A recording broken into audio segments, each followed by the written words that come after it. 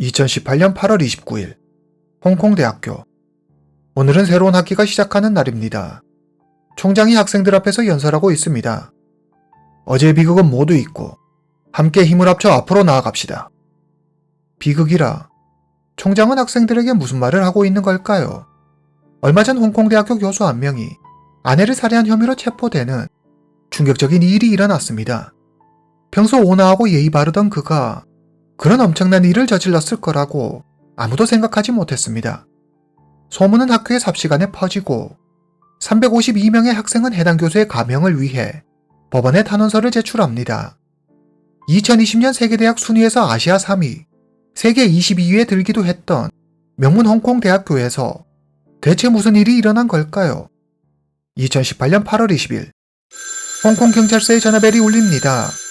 전화를 건 이는 장기충이라는 남성이었습니다.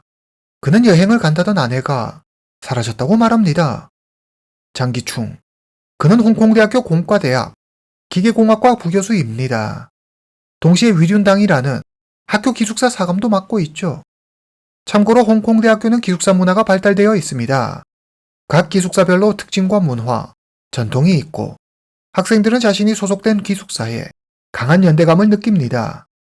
일반적으로 비교적 지위가 높은 교수만이 기숙사의 관리인, 즉 사감을 맡을 수 있었는데 장기충은 그 능력을 인정받아 학교 기숙사의 사감도 겸직하고 있었습니다.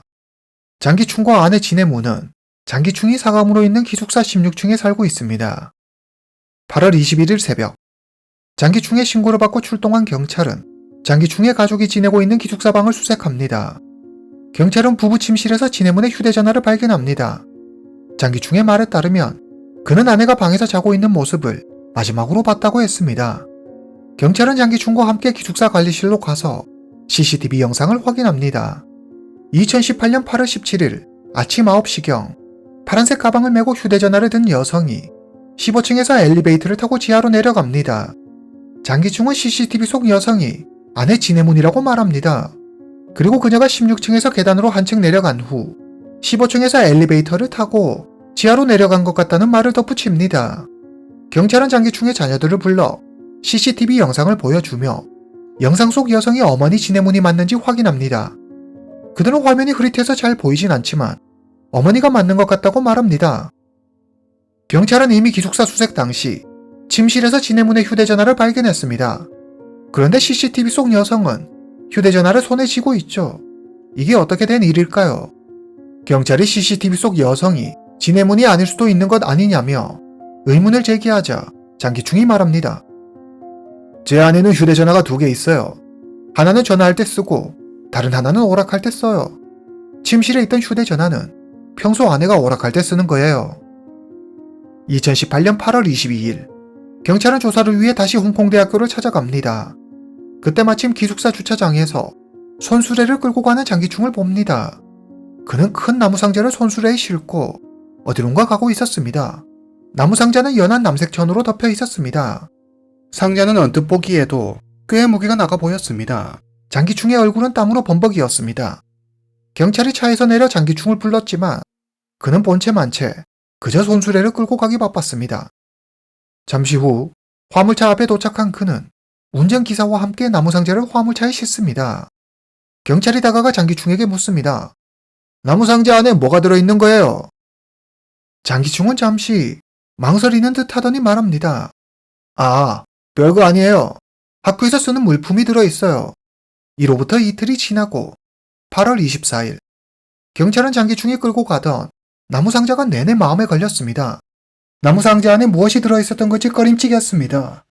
경찰은 장기충에게 전화해 묻습니다. 저기 이틀 전에 주차장에서 옮기던 나무 상자에는 뭐가 들어있었던 거죠? 장기충은 이틀 전 경찰이 했던 똑같은 질문에 말을 바꿔 그때와 다른 대답을 합니다. 학생들이 두고 간 전자제품들이 들어있었어요. 다음 로봇 대회 때 혹시 쓸만한 것들이 있을까 해서 사무실로 가져갔어요.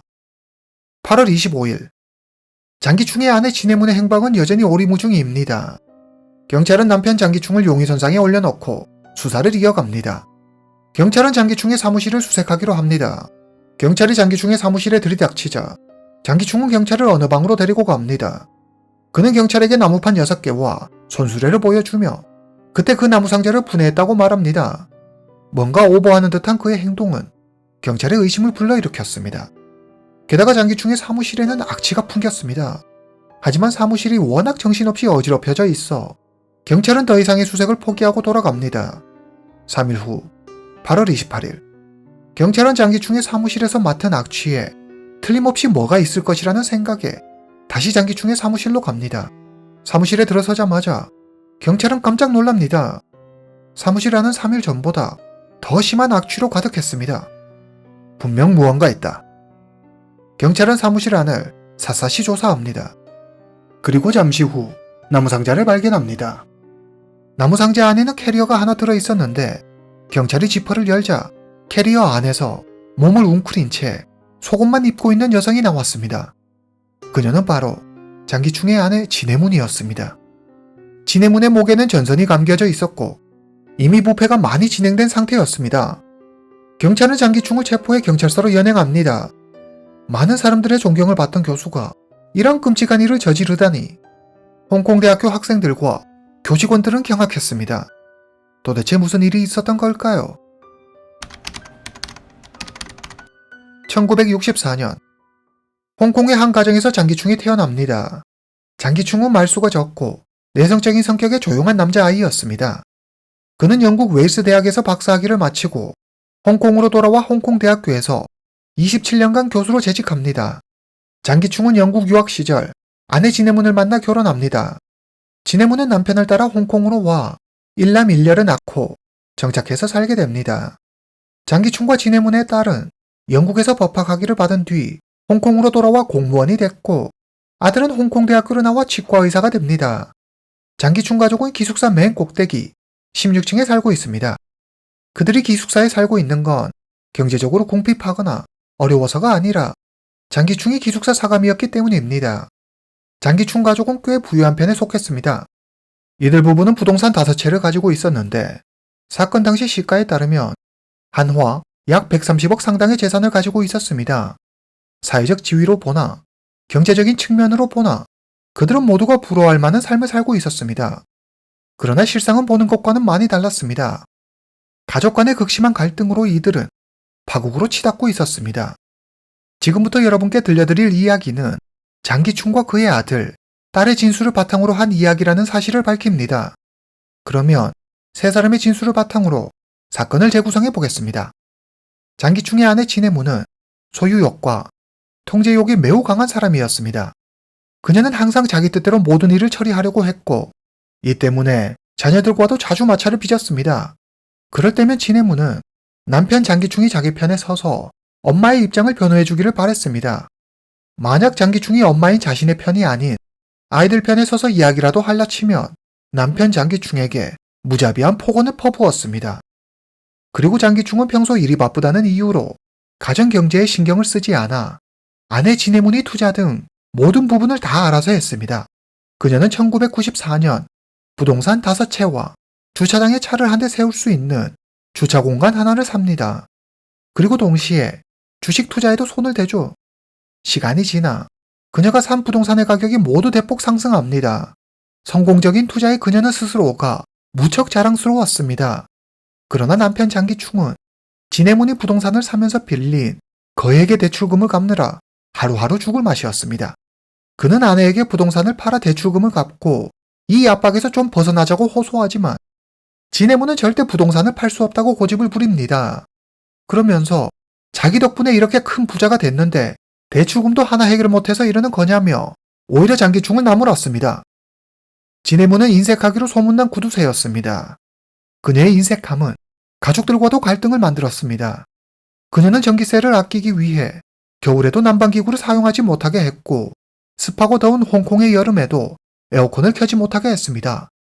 가족끼리 외식을 할 때도 할인 쿠폰이 있는 식당만 찾았고 여행을 갈 때도 저렴하고 싼 항공편과 호텔만 이용했습니다.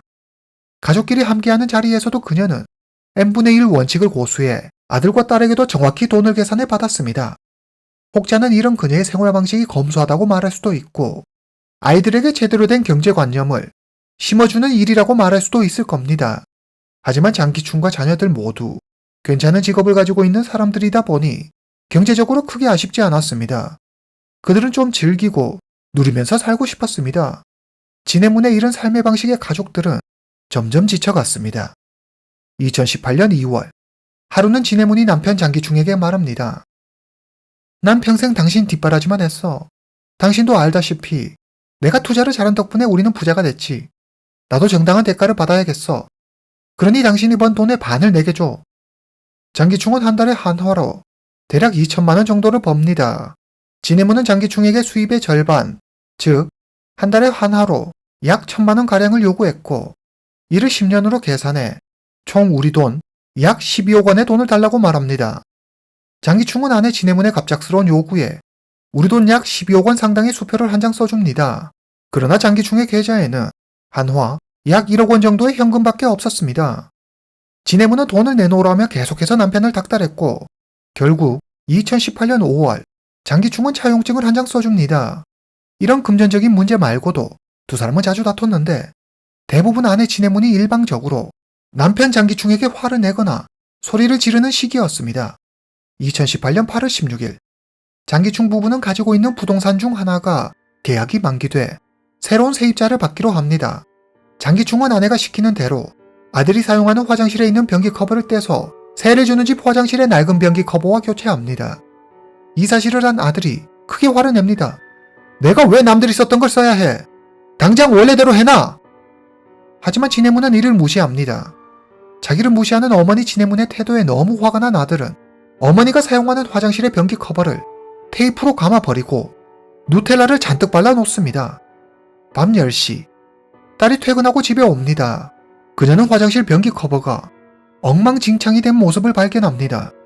딸은 어머니에게 화장실을 청소하라고 이야기하고 진해문은 딸의 말을 무시하고 안방으로 들어갑니다. 딸과 진해문은 크게 싸웁니다. 휴, 모두 보통이 아니네요. 진짜 골 아프네요. 이때 학생들을 면담하고 늦게 퇴근한 장기충이 집에 옵니다. 장기충의 중재로 진해문과 딸은 싸움을 멈추지만 더 이상 엄마를 참을 수 없다며 딸이 집을 나가 친구 집으로 가버립니다. 장기충은 아내의 화를 풀어주기 위해 오렌지 주스를 한 잔 가져다 줍니다. 오렌지 주스를 받아든 진해문은 한 모금 들이켜자마자 상했다며 주스를 뱉어버립니다. 진해문의 분노는 장기충에게 향합니다. 당신은 대체 뭐하는 인간이야? 허수아비야? 애들 교육을 어떻게 시키는 거야? 장기충의 아들이 쓰는 변기 커버를 마음대로 바꾼 것은 우리 잘못이라고 하자 진해문은 더 소리를 높여 장기충을 비난합니다. 대체 그런 것도 해결 못하고 당신이 하는 게 뭐야? 나 아니면 당신이 어딜 가서 큰 소리나 치겠어? 고작 푼돈이나 벌어오면서 누구 덕분에 이렇게 부자가 된 건데 당신만 믿고 있었다간 우린 다 길거리에 나앉았을 거야. 진해문은 장기충을 무시하며 그를 발로 걷어찹니다. 진해문의 발에 맞은 장기충은 그대로 침대 바닥으로 떨어집니다. 더 이상 그도 참을 수 없었습니다.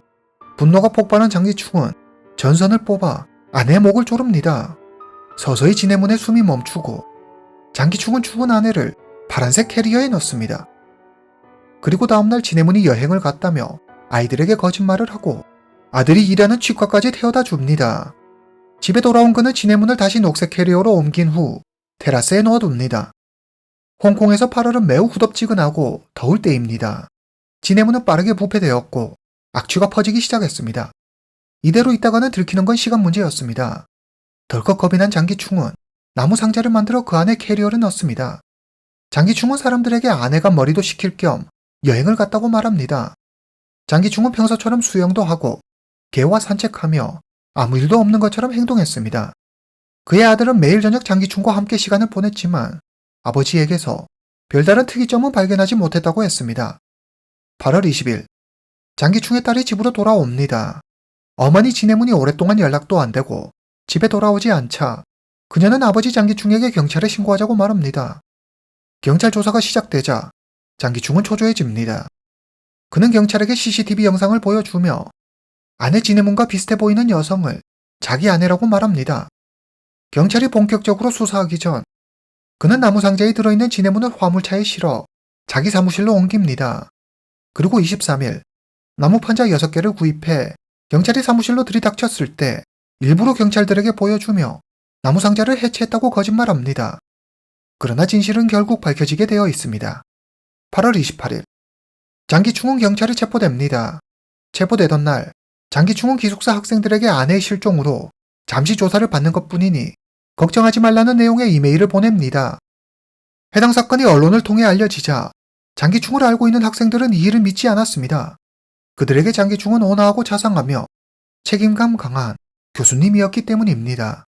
반면 진해문을 알고 있는 사람들은 제멋대로인 그녀의 성격을 견딜 수 있는 사람은 아무도 없었을 거라며 장기충 교수를 옹호했습니다. 홍콩대학교 학생 352명은 장기충의 감형을 위해 법원에 탄원서를 제출합니다. 그리고 법정에선 피해자 진해문의 여동생은 그녀에 대해 이렇게 말했습니다. 언니는 인내심이 부족하고 화를 자주 냈어요. 게다가 남을 비난하고 욕하는 것을 아주 좋아해요. 사람들은 진해문이 자격지심에 시달렸을 거로 생각합니다. 교수인 남편, 공무원인 딸, 치과 의사인 아들 사이에서 그녀 스스로 자신의 존재가 보잘것없다고 느꼈을 것이라는 겁니다. 그러다 자신이 한 부동산 투자가 성공하자 진해문은 남편 장기충을 얕잡아 보고 무시했을 거라는 겁니다. 2020년 12월 3일 홍콩 고등법원은 아내 살인 혐의로 기소된 장기충에게 무기징역을 선고합니다. 피해자는 세상을 떠났고 당시 상황과 그녀의 입장을 말해줄 사람이 아무도 없는 현 시점에서 우리는 이 사건의 진실이 무엇인지 알기는 어려워 보입니다. 경제적으로 아쉽지 않고 능력이 있는 사람들이 그렇게 생활 방식이 안 맞았고 갈등을 일으켰음에도 굳이 왜 같이 살았는지, 아들과 딸은 엄마의 죽음을 정말 몰랐던 건지 여러 가지 의문이 남는 사건입니다.